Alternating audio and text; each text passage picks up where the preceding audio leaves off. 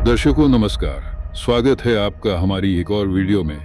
पिछले कुछ वीडियोस में जब हमने संत रामपाल जी महाराज के शिष्यों से ज्ञान चर्चा की और उन्होंने प्रमाण सहित संत रामपाल जी के ज्ञान को सर्वोच्च बताया, वहीं कुछ लोगों ने हमारी उन्हीं वीडियोस पर बहुत सारे कमेंट्स किए, जिनमें कई लोगों ने संत रामपाल जी के विरोध में भी सवाल किए हैं। तो आज के इस वीडियो में संत रामपाल जी के शिष्यों द्वारा उन सवालों का जवाब प्रमाण सहित जानेंगे और आपको वास्तविकता से रूबरू कराएंगे। तो बने रहिए इस वीडियो में अंत तक। दर्शकों नमस्कार, बहुत बहुत स्वागत है आपका हमारे एक और नए वीडियो में। दोस्तों, जैसा कि आप हमारे पास देख सकते हो कि कुछ लोग इकट्ठे हो गए हैं जो सभी संत रामपाल जी महाराज जी के शिष्य हैं। और आज की इस वीडियो में दोस्तों एक बात है कि आज हम किसी मुद्दे पर चर्चा नहीं करने वाले और ना ही कोई डिबेट करने वाले, बल्कि आज की इस वीडियो में हम आप सभी के ही जो क्वेश्चंस हैं, जो आप लोग कमेंट करते हो हमारी वीडियोस में, उन कमेंट से ही हम कुछ क्वेश्चंस उठाएंगे और लोगों से पूछेंगे, संत रामपाल जी महाराज जी के शिष्यों से पूछेंगे कि संत रामपाल जी महाराज जी के कार्य कैसे हैं और वो किस प्रकार काम करते हैं।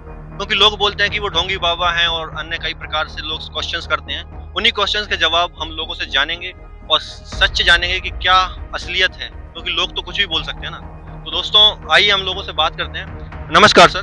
नमस्कार जी। सर कहाँ से हैं आप? मैं सागर एमपी से आया हूँ।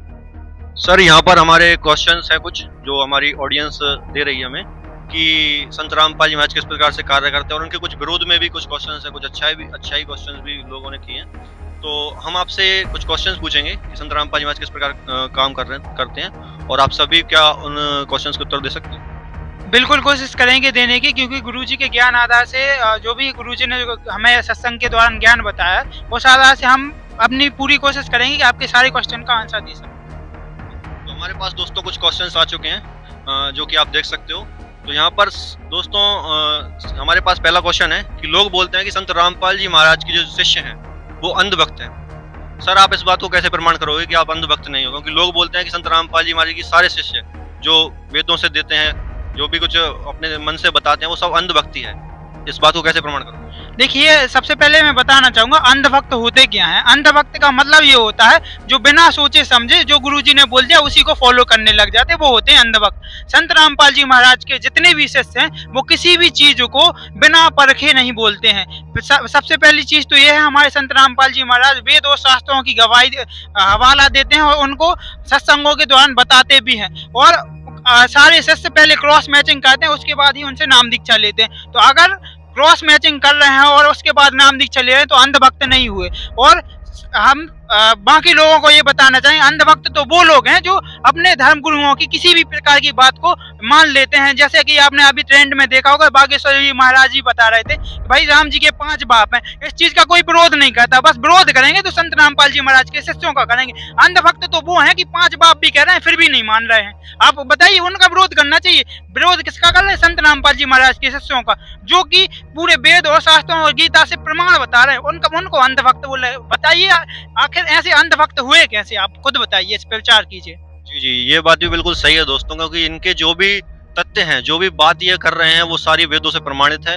तो उस प्रकार से अंधभक्त कैसे हो? क्योंकि वेदों भी तो हम जो हमारे वेद हैं वो भी तो जो है इतिहास से चलते आ रहे हैं। सर हमारे पास एक और क्वेश्चन है लोगों का कि लोग ये बोलते हैं कि जो संत रामपाल जी महाराज जी के शिष्य हैं वो अनएजुकेटेड हैं, वो पढ़े लिखे नहीं है, अपने जो गुरुजी उनके बोल देते हैं उसी पे कार्य करने लग जाते हैं, वो पढ़े लिखे नहीं है। तो इस बात पे आप क्या बोलोगे? इसके लिए कहना क्या है श्रीमान जी?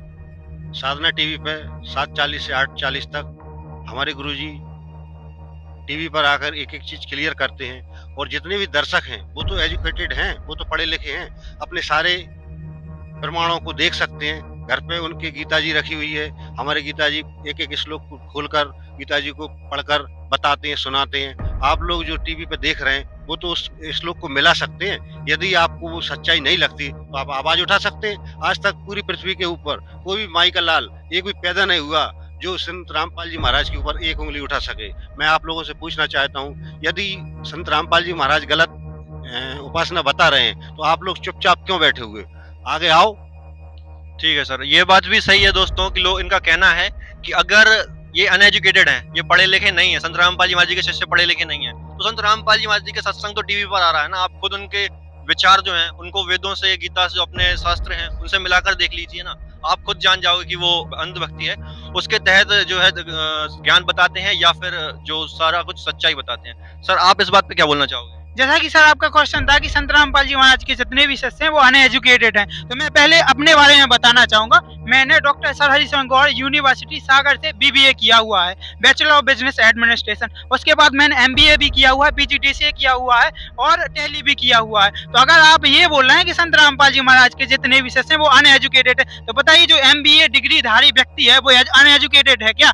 वो अंधभक्त हो सकता है जो पढ़ा लिखा व्यक्ति? मैं खुद बता रहा हूँ कि मैं एमबीए किया हुआ हूँ, आप जाके विजिट भी कर सकते हो। मैंने 2020 में बैच कंप्लीट किया था बीबीए का डॉक्टर हरिशंकर गौड़ यूनिवर्सिटी से, आप जान सकते हो, वहां पर मेरा नाम भी आपको मिल जाएगा, विथ प्रूफ मेंशन मिल जाएगा। साथ ही साथ मैं बताना चाहूंगा केवल मैं ही नहीं हूँ ऐसा शिष्य की जो कि एजुकेटेड हूँ, ऐसे लाखों शिष्यों के संत रामपाल जी महाराज जी के सत्संग के बाद अनुभव आते हैं साधना चैनल पे और बाकी जितने भी न्यू वो सत्संग चैनल हैं उन पर इंटरव्यूज आते हैं, उनमें आप देख सकते हैं अच्छे से अच्छे हाईली एजुकेटेड पर्सन जो हैं संत रामपाल जी महाराज से नाम दीक्षा लिए हुए हैं और उनके बताए गए ज्ञान के आधार पर सारी शंकाओं का समाधान कर रहे हैं और लाभ भी प्राप्त कर रहे हैं। अच्छा सर, एजुकेटेड होने के साथ साथ क्या आपने एक बात देखी, संत रामपाल जी महाराज जो वेदों में बताते हैं, क्या आपने खुद से उन चीजों को मिलाया अपने वेदों में?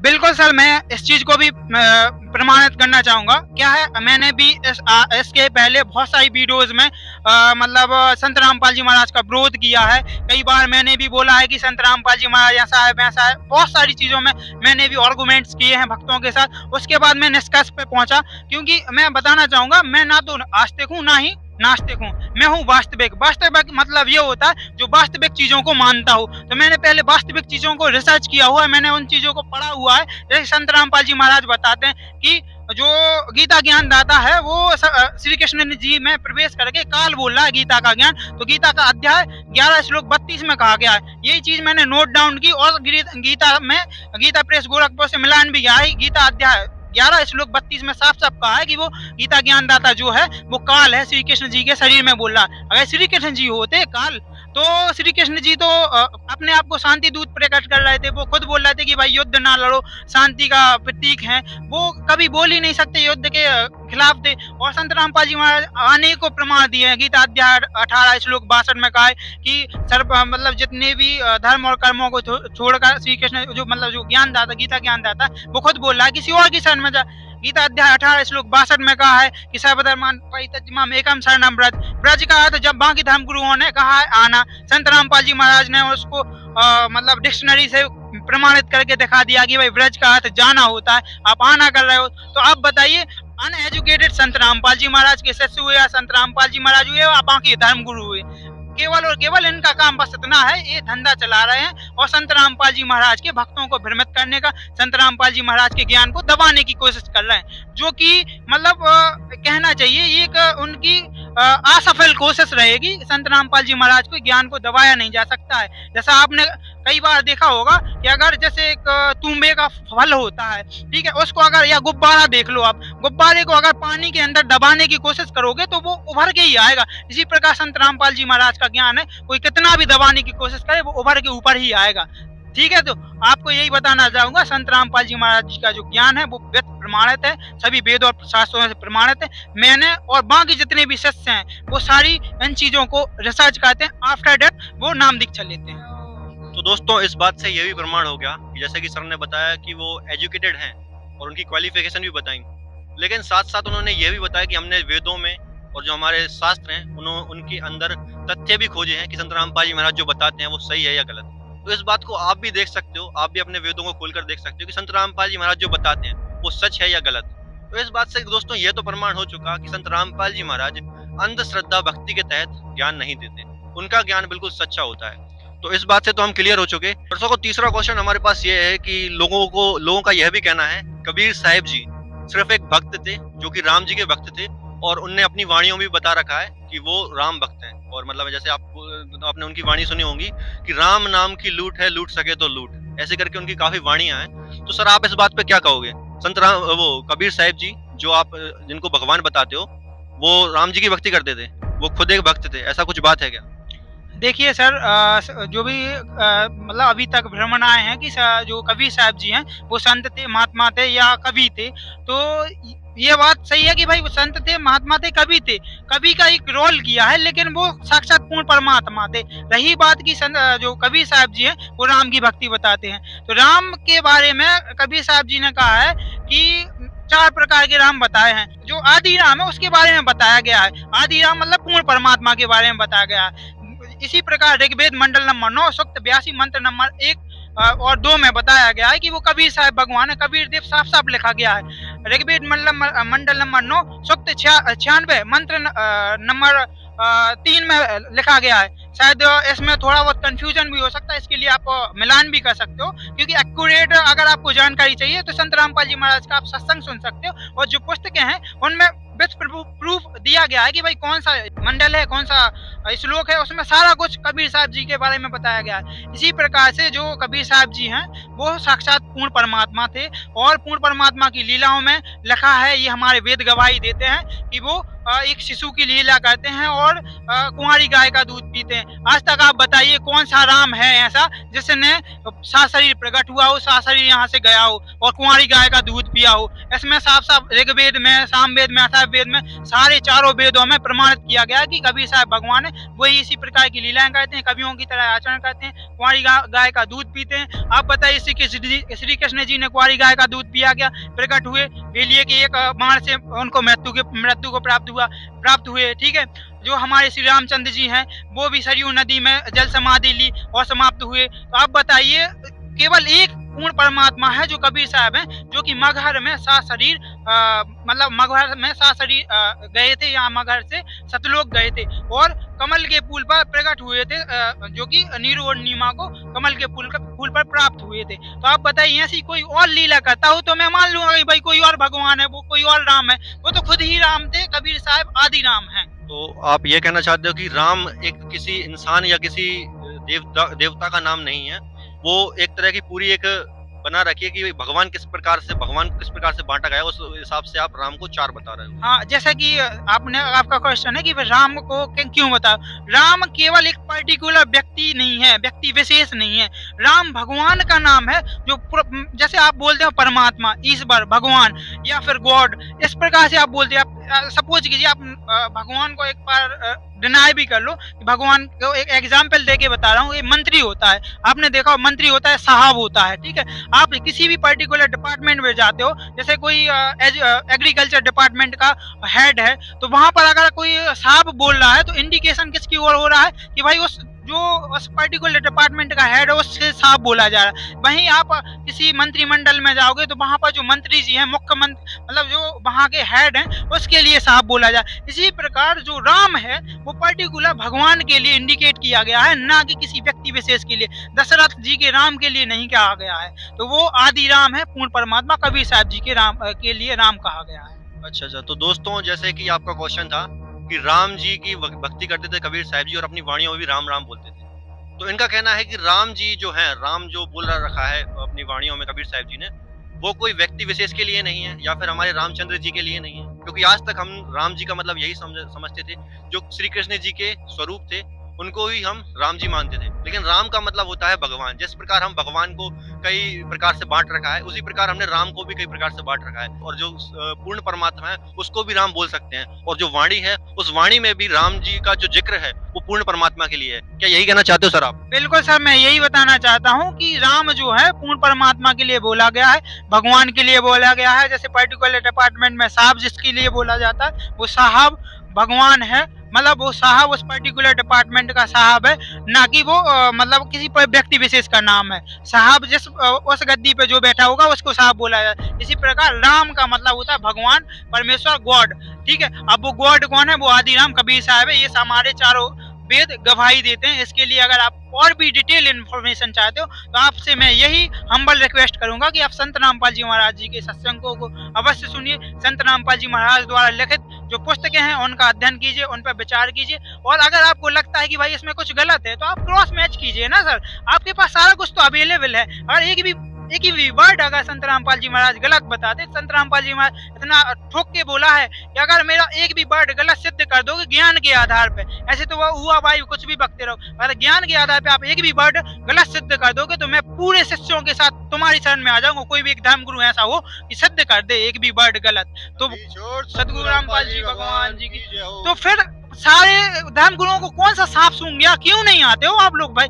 करो ना सिद्ध संत रामपाल जी महाराज को, ज्ञान में परास्त करो तब तो माने। ऐसे तो लड़ाई झगड़ा कुछ भी हुआ भाई बकने में तो सभी माहिर हैं भाई। ज्ञान के आधार पे अगर सच में आप धर्मगुरु हो, सच में आप भगवान मतलब आप एक उच्च पदवी पे विराजमान हो, आप एक जनता को सही गाइडलाइन दे रहे हो, तो आप आके सिद्ध करो ना। अगर आप सही हो तो सही बताओ। दूध का दूध पानी का पानी जब ही होगा जब आप आमने सामने होंगे, पीछे ऐसे कुछ भी बोलते रहोगे ऐसे कुछ नहीं होता है। दोस्तों ये तो इनने सर ने बड़ा दावा कर दिया, ये बोल दिया कि जो भी लोग अंध भक्त के तहत लोग बोलते हैं कि जो संत रामपाल जी महाराज की भक्ति बताते हैं, जो लोग संत रामपाल जी महाराज की भक्ति करते हैं वो अंध भक्त हैं, और सभी लोगों को कुछ ज्ञान नहीं है। तो अगर आपको ज्ञान है तो आप आकर इनसे ज्ञान चर्चा कर लीजिए, या फिर आकर आप इनसे बात कीजिए। आप वहां से बोलने से कुछ फर्क नहीं पड़ता, इनका यह कहना है। सर आप एक बात बताइए कि जैसे लोग यह भी बोलते हैं, लोगों के ये क्वेश्चन है हमारे पास कि कबीर साहिब जी जिस प्रकार आप सब कबीर साहब को भगवान बताते हो, उसी प्रकार जो अन्य लोग हैं संत रामपाल जी महाराज से जिन्होंने नाम दीक्षा नहीं ले रखी,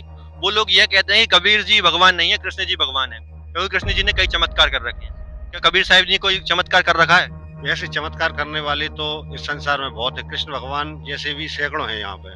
आजकल के जो ढोंगी बाबा हैं वो भी चमत्कार ही कर रहे हैं। जैसे कि बागेश्वर है ना, तो बागेश्वर जी भी बहुत भीड़ इकट्ठी करके मन की बात बता देना, तो ये उसके पास एक सिद्धि है मात्र, जो एक सिद्धि के बलबूते पर सारी जनता को घुमा रहा है ना। जैसे मदारी डमरू बजाकर सारी जनता को इकट्ठा कर लेता है ना। इस तरह से वो खिलाड़ी की तरह खेल खेल रहा है। लेकिन कबीर साहिब जो है ये तो असंख्य शक्तियों के मालिक हैं। ऐसी सिद्धियां तो उनके पास अनगिनत हैं, लेकिन वो किसी के सामने चमत्कार दिखाते नहीं हैं। चमत्कार उनको दिखाते हैं, उनके घर में चमत्कार होते हैं जो लोग उन कबीर साहिब का नाम लेकर उनके पूर्ण संत से, जो आज के समय में संत रामपाल जी महाराज पूर्ण संत हैं और कबीर साहिब के जिनको कहना चाहिए आदेश पात्र हैं, और उनसे ही नाम लेकर जो व्यक्ति सुमरण करता उनके घरों में चमत्कार होते हैं। ये कबीर साहिब और संत रामपाल जी महाराज गलियों में आकर यहाँ कहीं टेंट लगाकर और चमत्कार दिखाते नहीं हैं। जिन लोगों ने नाम लेकर भक्ति कर रहे हैं उनके घरों में आप पूछो,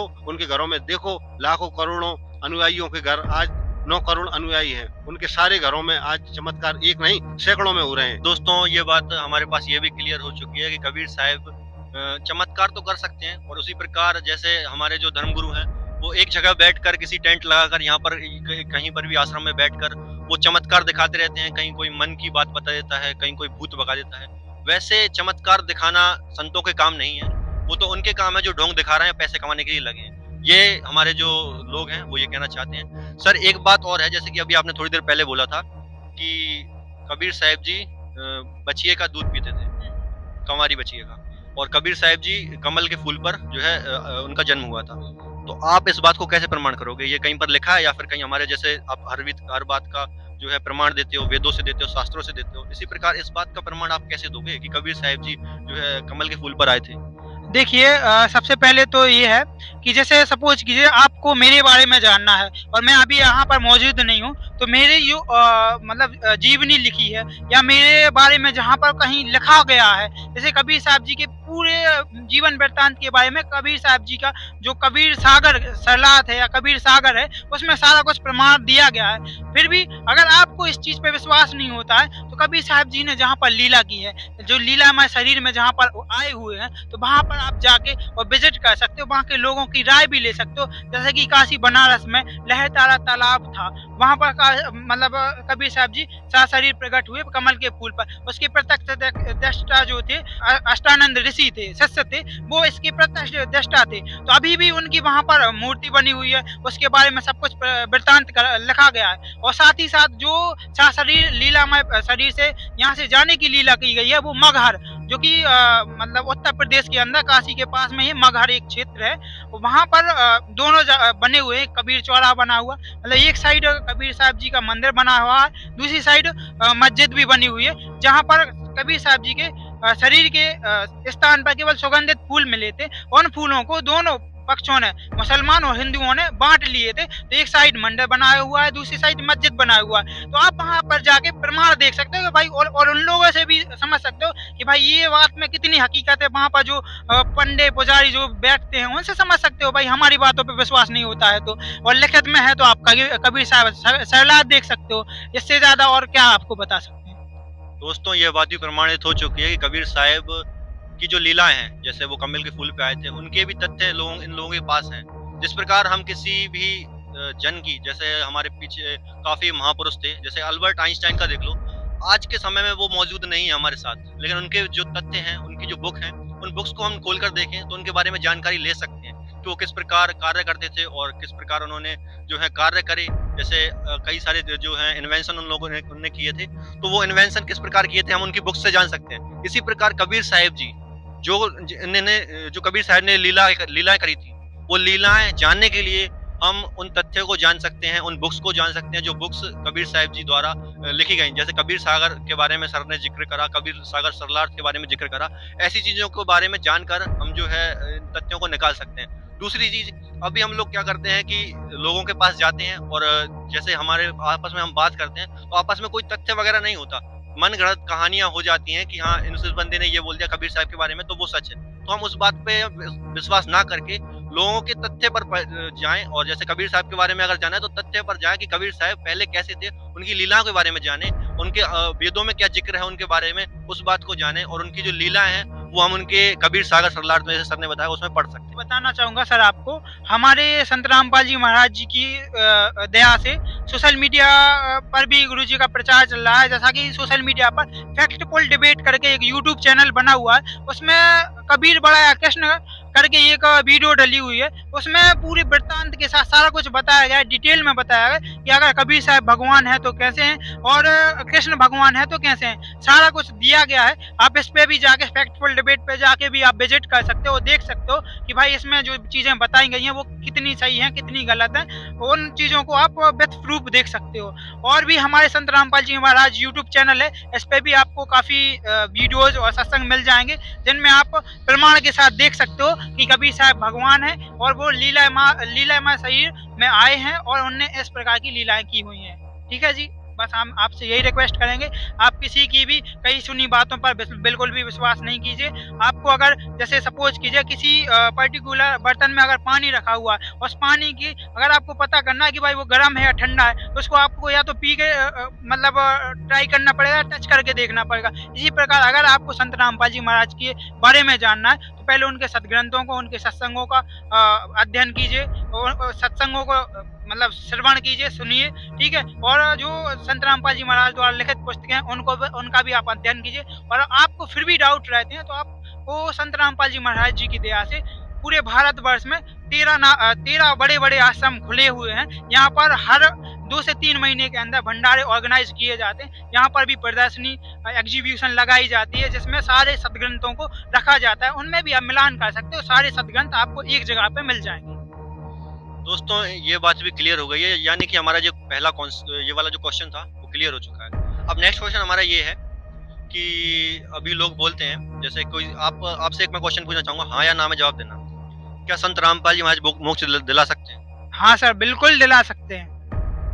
तो ये कह रहे हैं कि संत रामपाल जी महाराज मोक्ष दिला सकते हैं। तो लोगों का ये क्वेश्चन है कि अगर किसी संत में इतनी ताकत होती कि वो मोक्ष दिला सके, किसी पर्सन को यहाँ से निकाल के मोक्ष दिला सके, तो वो क्या खुद जेल में से नहीं आ सकते? क्योंकि वो अभी संत रामपाल जी महाराज जेल में है, आप भी जानते हैं, सब जानते हैं। तो क्या वो अगर मोक्ष दिला सकते हैं तो वो जेल से बाहर नहीं निकल सकते?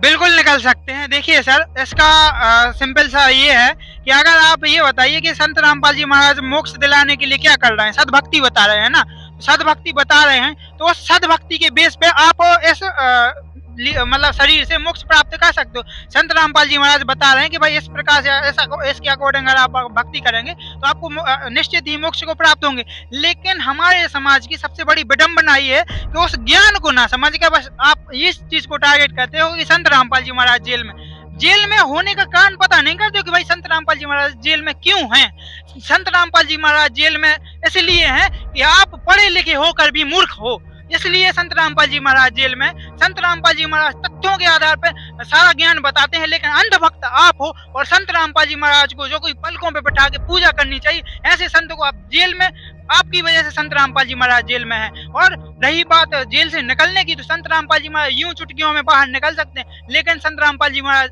क्यों नहीं निकल रहे हैं? क्योंकि संत रामपाल जी महाराज भ्रष्टाचार को बढ़ावा नहीं देते हैं। वो संत और भक्तों का काम होता है अच्छाई को प्रकट करना, चाहे अच्छाई के प्रति जान भी चली जाए तो उसकी परवाह नहीं करते। संत रामपाल जी महाराज जब जेल गए थे, उसी टाइम पे जेलर ने और जज ने 30 लाख रुपए की डिमांड की थी। संत रामपाल जी महाराज अगर कहते तो उनके एक इशारे पे सारे भगत, या संत रामपाल जी महाराज तो खुद सक्षम है, वो खुद जूनियर इंजीनियर थे, 30 लाख रुपए उनके लिए कोई बड़ी रकम नहीं थी, एक चुटकी में तुरंत दे देते और बाइज्जत बड़ी हो जाती। ठीक है, तो आप खुद पता कर सकते हैं भाई, अगर वो जेल से बाहर आना चाहते तो यूं आ जाते, लेकिन वो किसी भी प्रकार से मतलब समाज को भ्रमित करके या भ्रष्टाचार को बढ़ावा देके बाहर आना नहीं चाहते, बल्कि वो अपने ज्ञान का प्रकाश लाके, ज्ञान का उजागर करके, और सारे जो भी हमारे मतलब भक्त समाज है वो खुद इस ज्ञान को समझ सके और वो खुद इस चीज का निर्णय ले सके कि क्या संत रामपाल जी महाराज को जेल में रखना उचित था या उचित है या नहीं है। अगर आप उस ज्ञान को समझेंगे तो आप भी मतलब आप भी अपने आंसुओं को रोक नहीं पाएंगे। ऐसे निर्मल समाज का निर्माण करने वाले संत को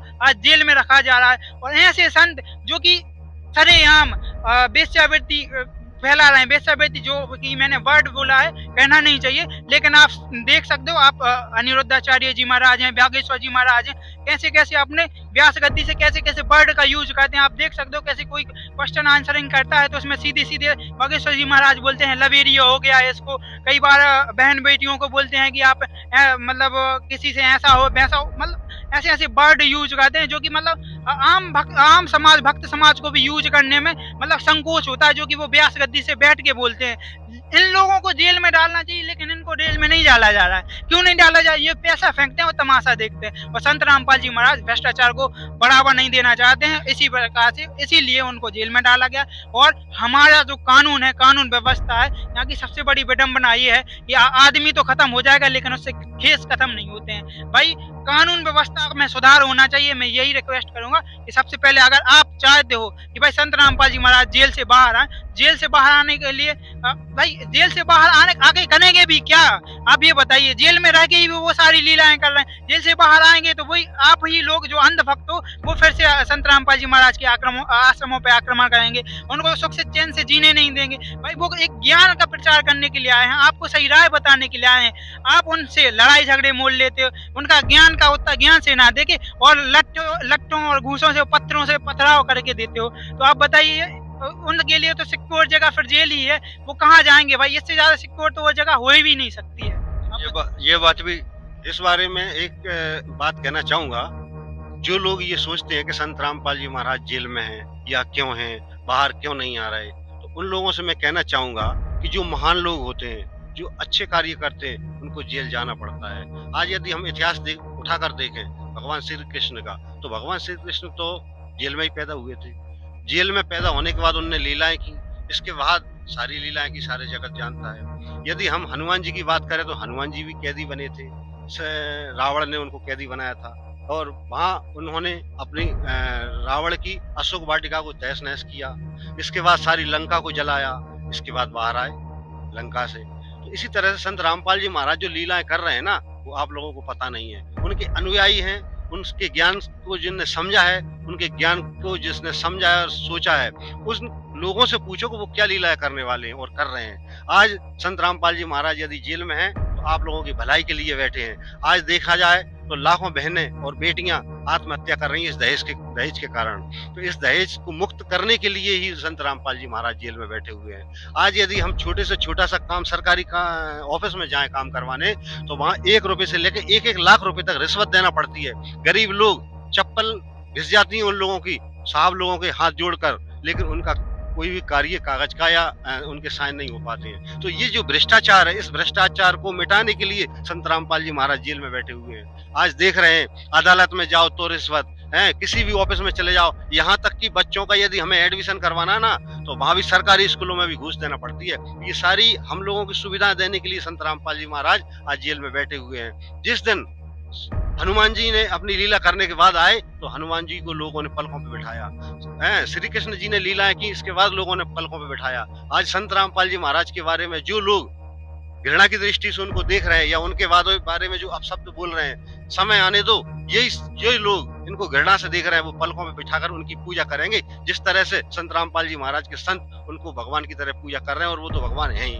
सत साहिब सर, ये बात तो हमें समझ आ गई। जैसे आप बोल रहे हो कि संत लीला करने के लिए, संत रामपाल जी महाराज लीला करने के लिए जेल में गए हैं, तो उन आरोपों का क्या हुआ जो आरोप उन पे लगे हैं? लोग तो ये बोलते हैं कि उनके ऊपर कई आरोप लगे हैं, भ्रष्टाचार के आरोप और कई सारे आरोप, राष्ट्रद्रोह, काफी सारे आरोप लगे हैं। उन आरोपों का क्या हुआ? हम लोग तो बोलते हैं कि वो आरोपों के तहत ही जेल में गए हैं, तो उसके बारे में आप क्या कहोगे? संतों ने जो भी कार्य किए महान किए हैं। आज तक जब से भारत का संविधान बना है तब से लेकर आज तक किसी भी कैदी की या जिसके ऊपर आरोप सिद्ध हुआ है या नहीं भी हुआ है, तो इतनी बड़ी फाइल आज तक नहीं बनी। संत रामपाल जी महाराज के केसों की 555 पेज की फाइल बनी है, जो कि आज विश्व रिकॉर्ड बन चुका है। और उन 555 पेजों की फाइल में एक भी केस संत रामपाल जी महाराज के ऊपर भारत सरकार या पुलिस कोई भी सिद्ध नहीं कर पाई है। यदि किया हो तो बता दो आप। तो वो केस सारे झूठे हैं? सारे के सारे केस खारिज ही हो गए। अब बचा क्या है?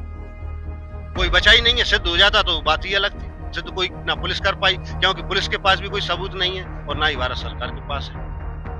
दोस्तों, इन सर का यह कहना है कि संत रामपाल जी महाराज आज के समय में जेल में हैं, तो उनका कारण एक ही है कि वो जो संत होते हैं हमारे, वो वेदों और जो हमारे सदग्रंथ होते हैं उनकी साथ जो ज्ञान होता है वो लोगों तक पहुंचाते हैं। उस ज्ञान को पहुंचाने के लिए लोगों को, उन संतों को जरूरी नहीं है कि वो लग्जरी रूम में बैठकर या किसी आश्रम में बैठकर करें, वो लीला जेल में बैठकर भी कर सकते हैं। क्योंकि अगर वो यहाँ पर रह जाए ना, अगर वो यहाँ पर लीला करें तो लोग उनको रहने नहीं देंगे, इसीलिए वो जेल में बैठकर लीला कर रहे हैं। और जिस दिन वो लीला पूरी हो जाएगी वो उस जेल से निकल के आ जाएंगे। दोस्तों, हमारे जो कुछ सवाल थे, जो आप लोगों ने क्वेश्चन पूछे थे हमारे कमेंट्स में, वो हमने यहाँ पर उनकी जानकारी ले ली है। और जो जानकारी हमने ली है, लोगों से क्वेश्चंस किए, तो उनके आंसर भी काफी सटीक हैं। इन आंसर से रिलेटेड आप और भी क्वेश्चन हमारे कमेंट में पूछ सकते हो। बाकी कुछ लोगों का ये भी कमेंट आया कि हमने तो यह भी देखा है कि संत रामपाल जी महाराज समाज सुधार के लिए बड़े बड़े कार्य करते हैं, जैसे कि रक्तदान शिविर करना, देह दान शिविर करना, और काफी सारे जैसे दहेज मुक्त रमणीय यानी शादी वो करवाते हैं संत रामपाल जी महाराज। तो ये सब सिर्फ संत रामपाल जी महाराज जी के ही सानिध्य में होता है और कोई भी बाबा ऐसा नहीं करवाता। तो आप ये भी देख सकते हो कि समाज सुधार में भी संत रामपाल जी महाराज जी का काफी बड़ा हाथ है। तो आप दोस्तों ये बातों को जो है, तथ्यों को जानकारी की क्वेश्चंस आप ले। और दोस्तों, आपसे प्रार्थना है कि आप आपके जो भी क्वेश्चंस हैं वो हमारे कमेंट बॉक्स में जरूर डालें। धन्यवाद।